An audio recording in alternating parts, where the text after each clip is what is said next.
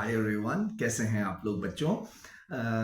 आजकल अखबार में ये फार्मर्स के जो लगातार एक ये हो रहा है प्रोटेस्ट, ये बड़ा न्यूज़ में बना हुआ है, राइट। तो मेरा आज सुबह मन कर रहा है कि मैं तुम लोगों को थोड़ा सा बताऊं बेटा कि फार्मर प्रोटेस्ट्स का इतिहास क्या है, खासकर पंजाब के फार्मर्स का। उनका एक वाक्य मैं तुमसे डिस्कस करना चाह रहा हूं। इसको कहते हैं पगड़ी संभाल जट्टा मूवमेंट, राइट। तो इसका मैं जिक्र करना चाहूंगा तुम्हारे साथ आज। ये भी जो है कुछ लॉज थे अंग्रेजी हुकूमत के, 3 फार्म लॉज थे, उनके खिलाफ ये एक मूवमेंट था। तो पगड़ी संभाल जट्टा मूवमेंट का जिक्र मैं तुमसे करना चाहता हूं। साथ ही साथ मैं तुम्हें जाट कौन है ये समझाना चाहूंगा आज के इस वीडियो में। और तीसरी बात, मैं तुम्हें एक बड़े फैसिनेटिंग पर्सनालिटी से मिलवाऊंगा जिनका नाम है अजीत सिंह, राइट। ये भगत सिंह के अंकल यानी कि चाचा बताए जाते हैं।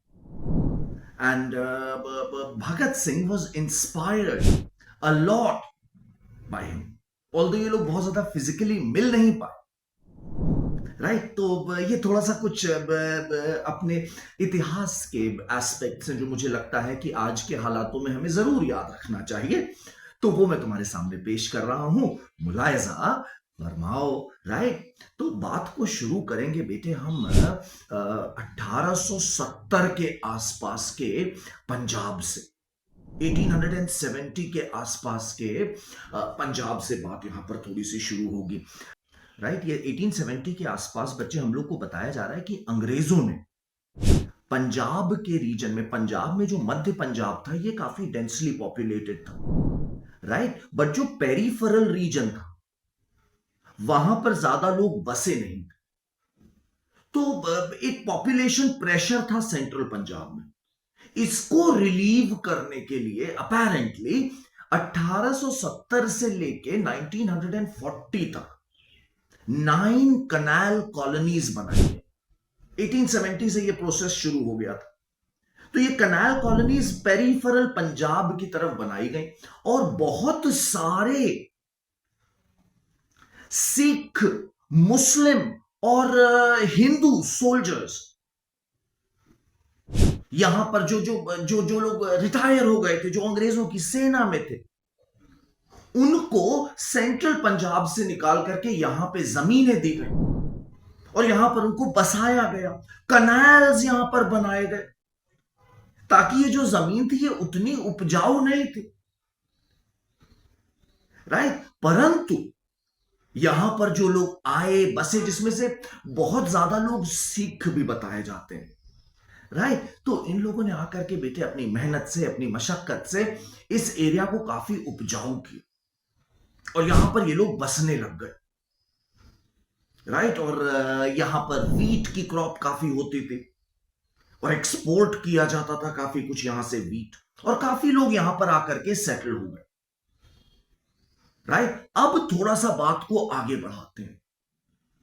अराउंड 1900 तमाम तरह के नियम कानून अंग्रेजों ने पंजाब में लागू करना शुरू किए, खास तौर पे इन कनाल कॉलोनीज में, जहां पर जो लोग यहां पे खेती कर रहे थे पुश्तैनी तौर पे, जो यहां के कह सकते हो लैंड ओनर्स थे, कनाल कॉलोनीज में जो आकर के बसे हुए लोग थे, राइट। तो हम लोग को बताया जा रहा है कि उनका मालिकाना हक धीरे धीरे डिग्री बाय डिग्री कम किया जाने लग गया। इनको बोला जा रहा है, कई लॉज है जिनके नाम यहां पे लिए जा रहे हैं, राइट। लैंड एलियनेशन एक्ट बोला जा रहा है, राइट। एक बोला जा रहा है दोआब बारी एक्ट। इन एक्ट्स के जरिए ये क्या करने की कोशिश कर रहे थे बेटे कि जो यहां इन कैनाल कॉलोनीज में लैंड ओनर्स है, जिनको इन्होंने ही यहां लाके बसाया है, ये अब इस तरह का नियम कानून लगाने लग गए कि इनको पूरी तरह से अपनी जमीन बेचने का हक नहीं होगा। ये नॉन अग्रेरियन लोगों को अपनी जमीन नहीं बेच सकते। साथ ही साथ अगर जैसे मान लो मैं जमीन का मालिक हूं और मान लो किसी कारणवश मेरे जो एल्डेस्ट सन है उसकी डेथ हो जाती है, तो जमीन अंग्रेजों की हो जाएगी, मेरे बाकी बच्चों के पास नहीं जाएगी। तो जब इस तरह के इन्होंने अजीबोगरीब नियम कानून यहां लगाने शुरू किए, तो जो लैंड ओनर थे, जिनका जमीन पर एक मालिकाना हक था, जो पूरी तरह मालिक की तरह व्यवहार करना चाहते थे वेस्टर्न सेंस के प्रॉपर्टी में, उनको ये बात हजम नहीं हुई। इन लोगों ने 1900 में बेटा एक पार्टी बनाई जिसे बोल रहे हैं यूनियनिस्ट पार्टी। ये पंजाब में बहुत एक्टिव रही, इसके फाउंडर बताए जा रहे हैं कई लोग। दो बड़े नाम तुम्हें जरूर ध्यान रखने चाहिए, एक है सर सिकंदर हयात खान और दूसरे बताए जा रहे हैं सर छोटू राम। जैसा कि तुम्हें समझ में आ गया होगा इनके फाउंडर्स के नाम से ही कि इसमें जो है बड़ा एक सेक्युलर किस्म की पार्टी बताई जा रही है। इसमें सिख भी हैं, इसमें काफी मुसलमान भी हैं, काफी हिंदू भी हैं, जो लैंड ओनर्स हैं, राइट, वो सभी इसमें इन्वॉल्व हो रहे हैं। ये है यूनियनिस्ट पार्टी। और ये यूनियनिस्ट पार्टी मैं आपको बता दूं कि 1947 तक डोमिनेट करेगी पंजाब को, 1947 तक डोमिनेट करेगी। एनीवे, कमिंग बैक, अब तुम जरा सा याद करो, देखो सुनो, ये माहौल है, राइट, ये माहौल है। यहां पर जो लैंड ओनर्स हैं उनको ये लग रहा है कि यार हमारा जो जमीन का हक है, हमने इस जमीन को बसाया है अपनी मेहनत से, और आज आप हम ही से कह रहे हो यार कि यार ये जमीन आपकी नहीं है, 3-5 समझा रहे हो हमें, राइट। तो ये लोगों को बात अच्छी नहीं लग रही है। अब यहां पर कट, अब scene change, right, scene change. अब हम पहुंच रहे हैं बेटे एक इसी एरिया में रहने वाले इंसान जिनका नाम बताया जा रहा है अजीत सिंह, राइट, अजीत सिंह। और ये जो है बच्चे, मैं इनके बारे में तुम्हें कैसे बताना शुरू करूं, काफी इनकी जबरदस्त जीवन रहा, राइट। शुरू से ही ये जो है इनके बारे में बताया जा रहा था कि बंगाल में कोई फैमिन पड़ता तो ये पहुंच जाते, उत्तराखंड मद्रास में कोई प्राकृतिक आपदा आती तो जो इंसान पहुंच जाता वहां पर मदद करने, वो एक Ajit Singh. Do you realize, अभी समय इंडिया का फॉर्मेशन भी नहीं था, उस समय भी एक इंडियननेस की भावना लेकर के ये इंसान चल रहा, ठीक है। 1906 में, अगर तुम में से जिन्होंने थोड़ा थोड़ा हिस्ट्री अब तक जान लिया है, पढ़ लिया है, उन्हें याद होगा कि बेटा 1905 में बंगाल का पार्टीशन हुआ, राइट, जो लॉर्ड कर्जन ने कराया था। और उसके बाद 1906-07 में पूरे भारतवर्ष का माहौल, राजनीतिक माहौल बदला, राइट। इसी दौरान जो है मॉडरेट नरम दल और गरम दल का स्प्लिट भी हो जाता है, हमें मालूम है ये सब बातें। तो उस गरम दल में, उस एक्सट्रीमिस्ट फैक्शन में बड़े बड़े नेता हैं, लाल, बाल, पाल, औरोबिंदो घोष, बरींद्र घोष। एक नाम आज से और ध्यान रखना, वो है अजीत सिंह। अजीत सिंह बेटे जो है 1906 में काफी एक्टिव हुए और इन्होंने स्वदेशी और बॉयकॉट की स्पिरिट को पंजाब में लेके गए लाला लाजपत राय के साथ। और इन्होंने, जानते हो बेटे, देखो 1857 में क्या हुआ था, म्यूटिनी हुई थी भारत की, रिबेल रिवॉल्यूशन जो कहना हो तुम्हें ना, सिपॉय म्यूटिनी कह लो या रिवॉल्यूशन ऑफ 1857 कह लो, जिसमें मंगल पांडे आए। तो उसकी 50वीं वर्षगांठ 1907 में थी, 50 साल उसके पूरे हो रहे थे बेटा। तो ये भी हिस्ट्री जानते थे, अजीत सिंह ने उस 50 साल के पूरे होने के उपलक्ष्य में पंजाब में ये जो फार्म लॉ, मैंने तुम्हें 2 नाम बताए, 3 एक्ट है, मैं 2 ही याद कर पा रहा हूं उस समय, माफी चाहूंगा, है ना। तो ये 3 फार्म लॉ थे, 2 मैंने तुम्हें बता दिए, मोटा मोटा जो लॉज थे वो भी मैंने तुम्हें समझा दिया संक्षेप में, एक नाम और है कहीं पर, है ना। तो द पॉइंट इज कि इनके खिलाफ 1906 और 7 में अजीत सिंह ने एक भारत माता सोसाइटी बनाई और साथ ही साथ पगड़ी संभाल जट्टा मूवमेंट लॉन्च किया। ये दोआ बारी लैंड एलियनेशन जो मालिकाना हक था, तो इन्होंने कहा कि अपनी पगड़ी was a sign of dignity. पहले पगड़ी केवल एलिट्स पहनते थे, गुरु गोविंद सिंह ने कहा कि नॉर्मल सिख भी पहनेंगे, तो वो एक डिग्निटी का सिंबल था। तो पगड़ी संभाल जट्टा, ये बाके दयाल नाम के कोई कवि बताए जा रहे हैं बेटा, उन्होंने एक न्यूज़पेपर में सबसे पहले ये कविता लिखी थी, और इस कविता को पहली बार यहीं इसी मूवमेंट के दौरान इस्तेमाल किया गया। राइट, ये मूवमेंट इन्होंने शुरू किया। अब यहां पे $1 बिलियन छोड़ो, बट हाँ एक महत्वपूर्ण क्वेश्चन जो आ रहा है, जो तुम्हें पूछना चाहिए कि बाबू ये जाट क्या होते हैं? पगड़ी संभाल जट्टा कहां से आ गए? जाट कौन है सर? मैं समझाता हूं बच्चे, 2 मिनट रुकोगे समझ में आ जाएगा।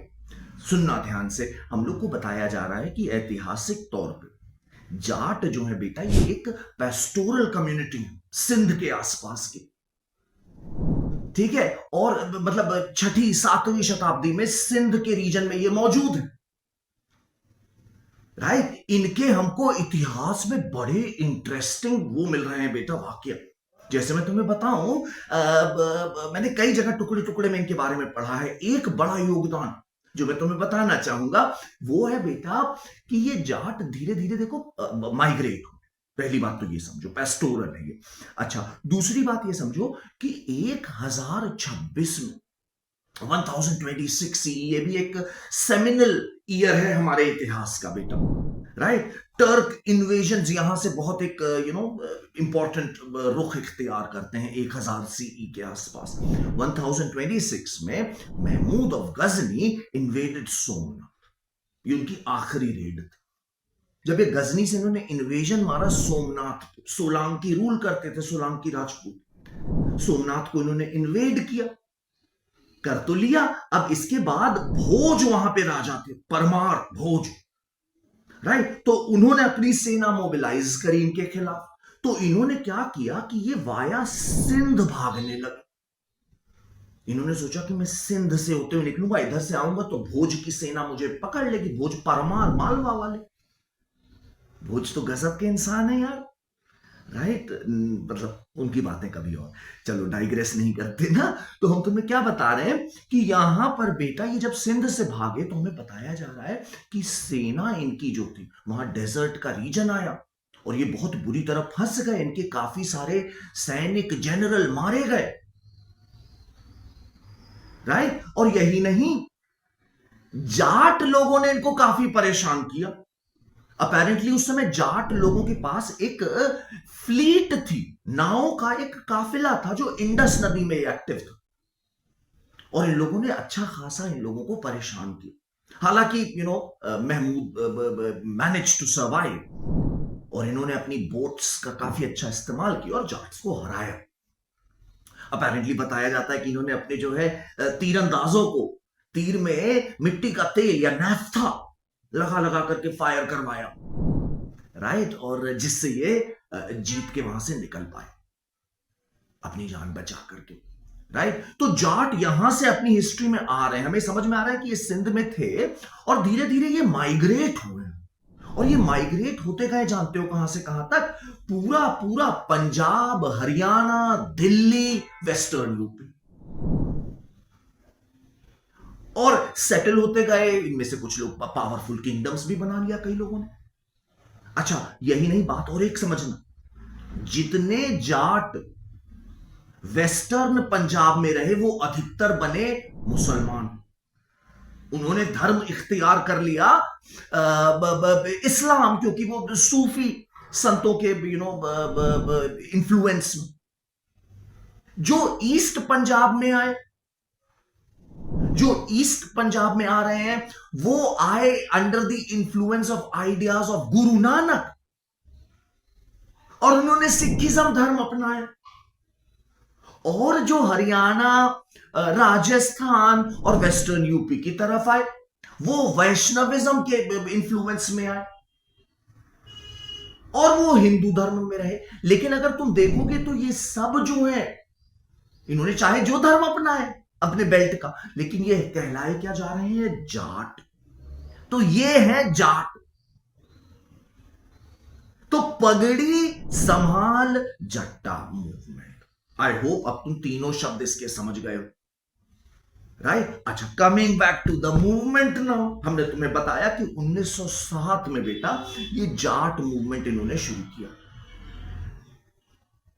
ये जाट मूवमेंट इन्होंने, पगड़ी संभाल जट्टा मूवमेंट इन्होंने शुरू किया अजीत सिंह जी ने, जो कि भगत सिंह के चाचा बताए जा रहे हैं, ठीक है? और इनको अंग्रेजों ने इतना ज्यादा डिस्टरबेंस बढ़ गया। Remember, a lot of Sikhs and Muslims were a part of British Army as well. इनको अरेस्ट करके भेजा जा रहा था मैंडलय। मैंडलय तुम्हारा यहां पे बर्मा में एक शहर, इरावदी के बगल में, वहां भेजा जा रहा था। लेकिन इतना माहौल खराब हो गया सेना का, सेना के सैनिकों में इतना आक्रोश आ गया कि अजीत सिंह को वापस भेजना पड़ा यहां भारत। और यहां पर बेटा अजीत सिंह अपने जो हैं 1909 में बेटा ही manage to escape from escape outside India. ये इंडिया से निकल गए, बच के अंग्रेजों से, जैसे सुभाष चंद्र बोस निकले थे ना, कुछ उन्हीं हालातों में ये बच के निकले और ये यहां से भाग गए ईरान। ये इंसान ईरान में एग्जाइल में रहा बेटा, सालों साल, वर्षों वर्ष, दशकों दशक। वहां से ये भाग के चले गए Latin America, Brazil. And throughout he kept on trying to keep that flame, that कि भाई मैं अपने देश को आजाद कराऊं। ये आइडियोलॉजी इन्होंने जिंदा रखी। और जानते हो बच्चों, जब 1947 आया मार्च, तो ये हो गया ना डन कि अब तो अंग्रेज जा रहे हैं, राइट? तो जवाहरलाल नेहरू ने इनकी खोज खबर कराई, इनको ढूंढा गया, इनको वापस भारतवर्ष बुलाया गया। ये भारत वापस आए बेटा। 15 अगस्त 1947, जिस दिन हम लोग को आजादी मिली है, उस दिन सुबह सवेरे इनके प्राण पखेरु। I wonder whether he was sad, happy. Those are questions which we will not know the answer of. Partition भी हुआ ही था, तो बहुत खुश तो शायद नहीं रहे होंगे, बट यस, राइट? अच्छा, इनका जो व्यक्तित्व था, ये मैंने तुम्हें बताया 1909 में ये निकल गए थे, राइट? भगत सिंह इनसे कभी डायरेक्टली मिले नहीं, परंतु इनकी परिवार में अपने जब चाचा के इन्होंने किस्से सुने, तो ये इनसे बड़ा प्रभावित हो। और बाद में इन्होंने जो गुल खिलाए वो तो आज बच्चा बच्चा जानता है, राइट? तो ये थे अजीत सिंह और पगड़ी संभाल जट्टा मूवमेंट, और थोड़ा सा कैसे किसान आंदोलन पंजाब का, उसका क्या इतिहास है, ये मैंने समझाने की तुमने कोशिश करी। सी यू, बाय बाय।